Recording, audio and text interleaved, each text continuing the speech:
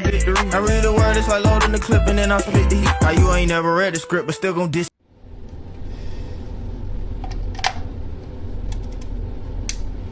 Okay, so you were making fun of that girl for using the Bible to support her belief that God exists. You plugged the cord back into itself to show that she was using circular reasoning. However, there is nothing wrong with circular reasoning. In fact, you used it to make this video. Allow me to explain real quick. I'm about to show you a pen, and I want you to do your very best to remember the color that this pen is.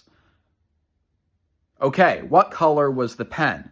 If you said gray, I'm going to challenge your reasoning just a little bit. Why do you know that that pen was gray? You're probably going to say, well, I remember it being gray. Okay, but why do you trust that memory?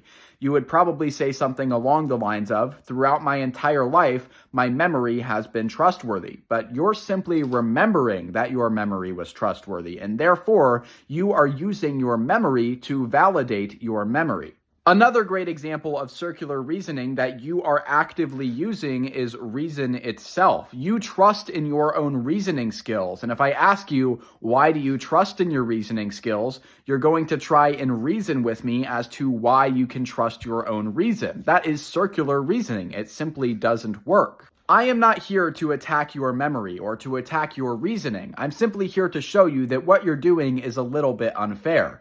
That girl was using the Bible to defend the idea that God exists. And yes, that is entirely circular reasoning. But you are using reason to defend the idea that you are capable of reason. And that is also circular reasoning.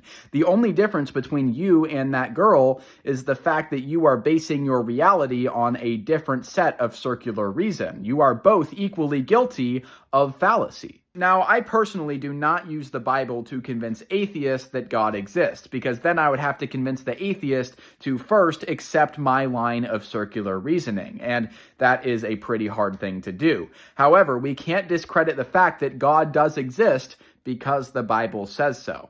God bless.